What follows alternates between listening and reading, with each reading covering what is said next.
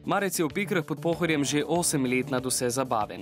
Takšen je zaradi festivala komedije, ki je letos ponudil skupno 9 predstav, v sklepnem večeru pa še nagrajence. Ti so pred prevzemom nagrade, hočeš nočeš, morali prisluhniti politikom, ki pa jim humor ni prav blizu. Za najboljšo po mnenju občinstva je bila razglašena predstava z naslovom Zbeži od žene prosvetnega društva Štandrež Gorica.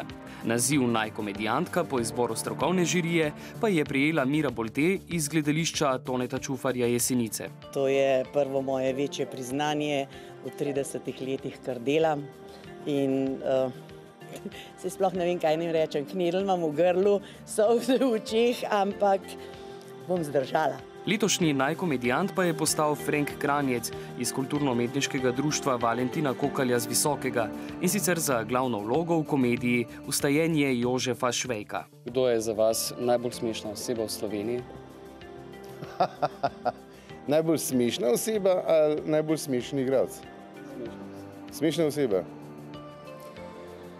V tem trenutku mogoče predsednik vlade, zato ker je tako smešno vzel v roke to državo, ki propada.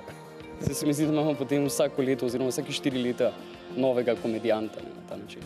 Ja, na ta način je res to, ampak mislim, da smo bolj komedijanti mi, ki to smešno predstavo gledamo. Festival seveda ni namenjen le podeljevanju nagrad, ampak predvsem temu, da ljudje uživajo in se tudi sprostijo.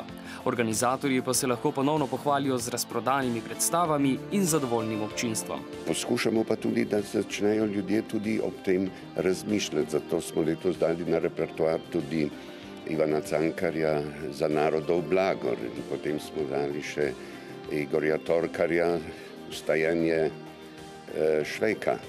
Tako da mislimo, da s tem, da ne dajamo neki lahek repertoar, ampak predvsem tudi že zahtevnejšega, da bo naše občinstvo tudi zahtevnejše in srečnejše. Finalni večer je pripadel Sašu Hribarju in njegovemu avtorskemu projektu z naslovom Sašo Hribar Show, tako mal muske pa tako mal.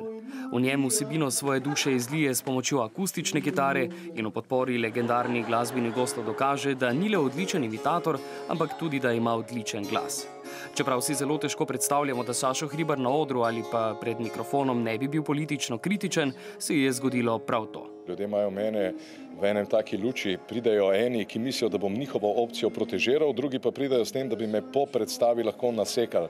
Ali pa če se vsaj mogoče kakšne gume spustili na avtomobilu. In potem jih ta nežnost, ta osladnost, ta empatija in altruizem do ljudi preseneča. Eni so bili celo solzni, sem videl. Kje pa je njegova ostrina? Zdaj pa ne vem, ljudje presodijo, a sem v resnici takšen, a sem pa res tako grozen blefer. Eden najboljših country pevcev vseh časov, z največjo uspešnico Any Song, prihaja k vam v goste iz koncertne turneje Out of the Grave, Mr. John Denver. Kot satirik, ob katerega besedah se včasih nasmehnemo in razmislimo, pozna slovenski humor. In do njega je, kakopak, kritičen. Mogoče težke besede, ne? Med amaterskimi in profesionalnimi gledališkimi skupini je razlika samo to, da so eni bolj plačani kot drugi. Če bi po kvaliteti govorili, potem je pa to vprašanje. Tu je konec koncev le prisoten subjektivni faktor, kjer ga v eksaktni znanosti niti ne moreš biti amaterski kirurg pa profesionalni kirurg. Kar se pa samega humorja tiče, jaz sem bil prepričan, da sta leta 1974 gabarite humorja postavila Emil Filipčič pa Marko Derganc. Žal sem se zmotil, postavila sta Streho.